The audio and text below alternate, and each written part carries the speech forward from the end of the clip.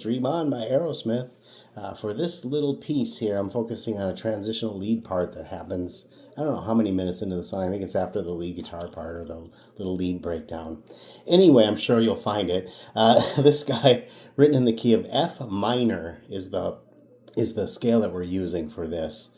The song is in the key of F minor too. It starts on the F minor chord with that kind of thing. Anyway, we're finding the note F. It's the 13th fret of the skinny string, also the 13th fret of the fat string, since they're both the same E strings, right? The scale is 13 to 16 on the fat string, 13, 15, 13, 15, 13, 15 on the middles, and then go back to 13, 16 for the two skinny strings.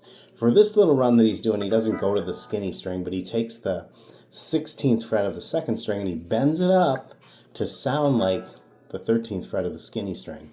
So instead of just hitting the 13th fret 4 times, he's going. If you increase the tension, is what you're doing when you're bending a string, you're increasing the tension on the string, so it's raising the pitch. But if I was a beginner, I needed to play this tomorrow, couldn't really do that bend, I might just play this 4 times. Like that, right? So it becomes challenging as a beginner to bend that up and make it sound on pitch without going too far with your bend or too short with your bend and not get it up to pitch. So for those, then you do this. So you go up and back. Then you're going to do this jerky rhythm where you do 2 notes and wait a note. So it kind of jerks way down the scale, jerks its way down the scale.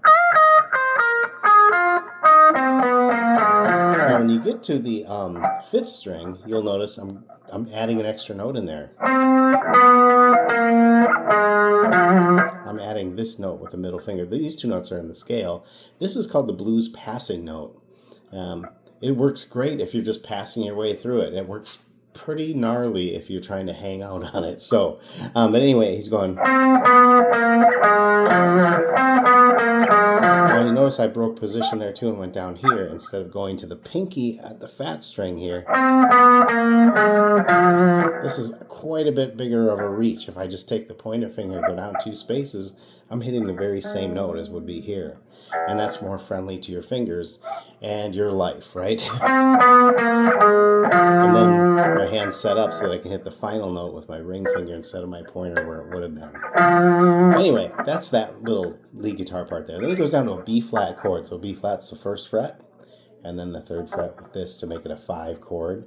And you do this here, go up 2 spaces, then go up 1 space, then go up 2, then go up 2 again, but this time you're going to go.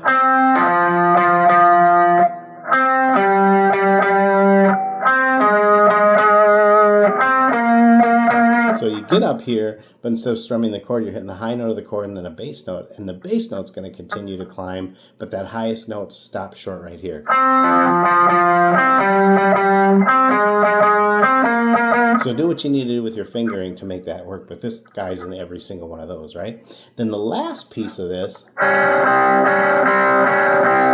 what's happening here is you're playing the G note, the 5th fret of the D string, and then the 6th fret of the G string. This creates a terribly dissonant sound that really fight. And then this guy is a really nice together sound. So you get this really gnarly dissonance and then back to a resolved kind of sweet sound. And that's how that part kind of ends. So again, the song's written in the key, or that little solo part at least, the whole song is written in the key of F minor, but that scale is really important to do. And then when you could see somebody use a scale in a lead part and have it be so iconic and great, it's really fun to learn stuff like that when you can see it working right out of the scale. So let me know what you think. As always, appreciate your comments, your feedback. I'll always try to respond. And if you have other song suggestions you're dying to hear or learn, let me know.